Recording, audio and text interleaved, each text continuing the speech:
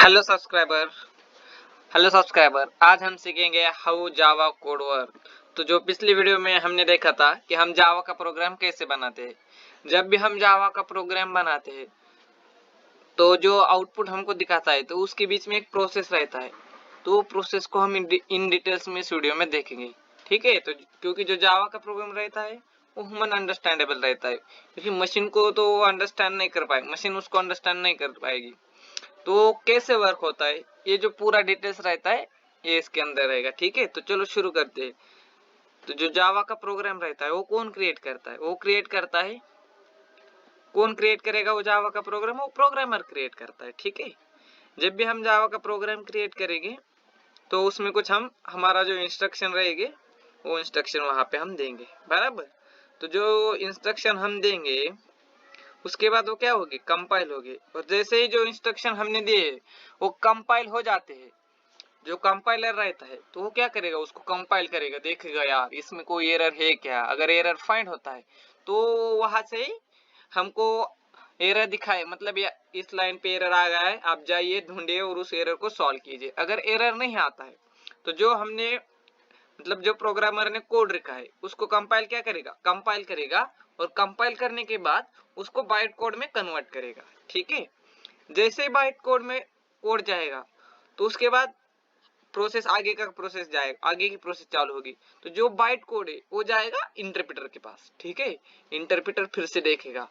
Interpreter क्या करेगा? Line by line देखेगा, हर एक लाइन को चेक करेगा, कहीं पे एरर मिलता है क्या, कहीं पे एरर मिलता है क्या। अगर उसको भी एरर नहीं मिला तो वो कोड आफ्टर वो कोड क्या होगा? बाइनरी कोड में कन्वर्ट हो जाएगा और हमारा आउटपुट सक्सेसफुली यूजर को दिख जाता है। ठीक है, तो जो फर्स्ट स्टेप रहता है क्या रहता है? यहाँ पे हमारा सोर्स कोड रहेगा। फर्स्ट क्या रहेगा?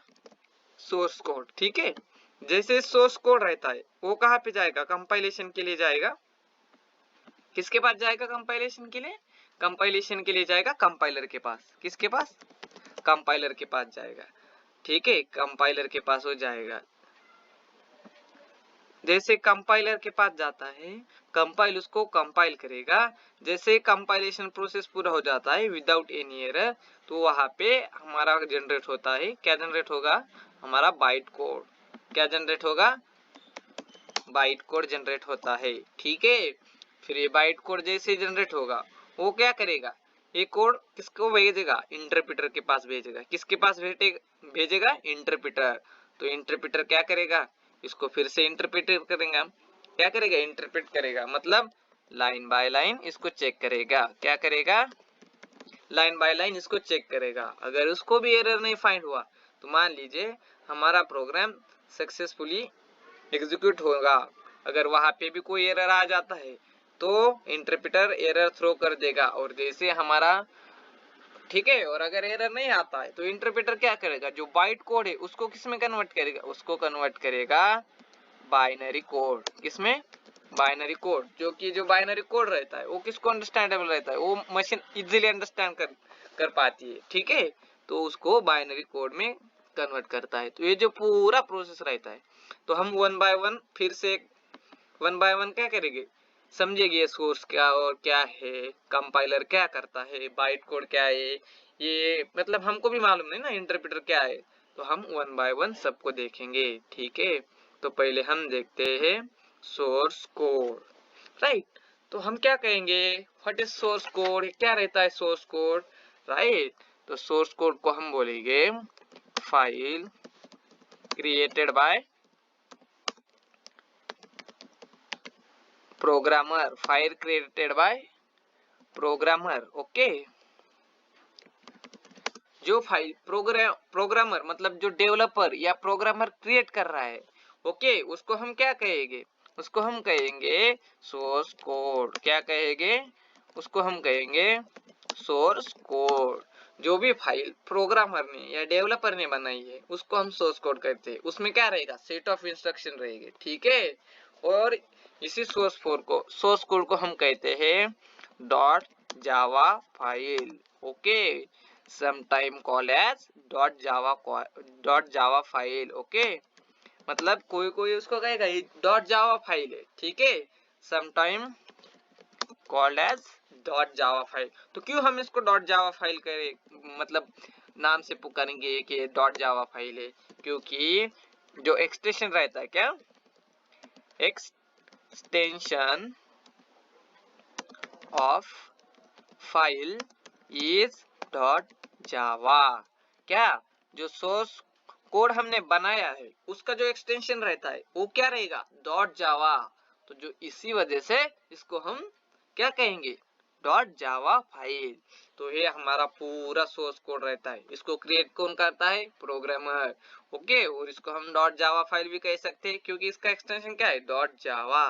तो ये रहता है हमारा सोर्स कोड। ओके, तो इसके बाद हम देखेंगे कंपाइलर। क्या कंपाइलर, तो कंपाइलर क्या है, क्यों हम यूज करते हैं, तो कंपाइलर हम यूज करेंगे तो मतलब मान लीजिए कंपाइलर को हम क्या कहेंगे, कंपाइलर किस लिए यूज होता है इसमें, तो उसको हम देखेंगे। ठीक है, तो जो कंपाइलर रहता है वो क्या करता है, कन्वर्ट मतलब कन्वर्जन करता है, जो सोर्स कोड है उसको बाइट कोड में वो कन्वर्ट करके देता है। तो हम कह सकते हैं compiler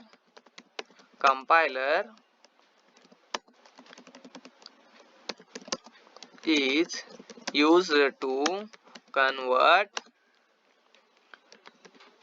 source code to byte code। यहाँ पे आप देख सकते हो ये क्या है, सोर्स कोड जो कि प्रोग्रामर ने बनाया है। तो कंपाइलर क्या करता है, जैसे उसके पास सोर्स कोड आ जाता है, ठीक है, जैसे उसके पास सोर्स कोड आ जाएगा, ठीक है, जैसे उसके पास सोर्स कोड आ जाता है, ठीक है, सोर्स कोड जाएगा कंपाइलर के पास। जैसे उसके पास कंपाइलर के पास सोर्स कोड आ जाता है तो वो क्या करेगा, चेक करेगा, और चेक करके क्या करेगा, जो हमारा सोर्स कोड रहता है उसको कन्वर्ट करेगा बाइट कोड में। ओके, जैसे बाइट कोड में कन्वर्ट करता है तो बाइट कोड में कन्वर्ट हो जाएगा। ठीक है, और हम इसको क्या कह सकते हैं, कंपाइलर और किस लिए यूज करते हैं, तो हम इसको बोल सकते हैं convert dot Java file. Okay, convert dot Java file to dot class file. Okay, dot class file मतलब जो जावा की फाइल है, मतलब जो यूजर ने बनाई है उसको कन्वर्ट करेगा डॉट क्लास फाइल में। मतलब जैसे कंपाइलेशन होता है जो हमारा सोर्स कोड रहता है वो किस में कन्वर्ट होता है, बाइट कोड में। ओके, और हमने देखा था जावा क्या है, एक इंटरप्रेट प्लेटफॉर्म इंडिपेंडेंट लैंग्वेज है। क्यों, कि जो बाइट कोड रहता है, ओके, सोर्स कोड तो रहेगा लेकिन जैसे वो कंपाइल होगा उसमें उसका बाइट कोड बन जाएगा, और जो बाइट कोड रहेगा वो हम अदर ऑपरेटिंग सिस्टम में रन कर सकते हैं। ठीक है, तो ये जो बाइट कोड कहाँ से बनेगा, जो हमारा सोर्स कोड रहेगा उसको कंपाइलर कंपाइल करेगा और उसके बाद क्या होगा, हमारा बाइट कोड बनेगा। ठीक है, तो ये कंपाइलर का काम रहता है। और कंपाइलर मतलब क्या है, और कंपाइलर क्या करेगा, कंपाइलर कंपाइल होल प्रोग्राम और whole code at a time. मतलब जो हमारा कंपाइलर रहता है वो एट अ टाइम पूरा प्रोग्राम चेक करेगा, ना कि लाइन बाय लाइन या ब्लॉक बाय ब्लॉक। नो, वो क्या करेगा, पूरा प्रोग्राम एक साथ चेक करेगा। ठीक है, तो ये रहता है हमारा कंपाइलर। ओके, उसके बाद क्या है, बाइट कोड। ओके, तो बाइट कोड को हम क्या कहेंगे, ओके, बाइट कोड को हम क्या कहेंगे, some time called as dot class file. हम इसको क्या कहेंगे, इसको कभी कभी क्या बोलते हैं, डॉट क्लास फाइल। क्यों, क्योंकि हमने यहाँ पे देखा है जो हमारा डॉट जावा का फाइल रहता है वो कन्वर्ट किस में होता है, डॉट जावा फाइल। मतलब डॉट जावा फाइल बाइट, और बाइट कोड क्या है, सेम है। मतलब जो हमारा डॉट क्लास का फाइल है वो कंटेन करेगा हमारे बाइट कोड को। ओके, इसमें क्या रहेगा, डॉट जावा का फाइल रहता है उसमें हमारा बाइट कोड रहता है। ठीक है, और बाइट कोड रहता है, और इसका एक्सटेंशन, इसको हम डॉट डॉट क्लास फाइल क्यों कहेंगे, तो जैसे ही कंपाइलेशन डन होता है, okay, after compilation dot Java file convert into dot class file. Okay, so इसी वजह से हम इसको डॉट क्लास फाइल कहते हैं और इसका एक्सटेंशन क्या रहता है, एक्सटेंशन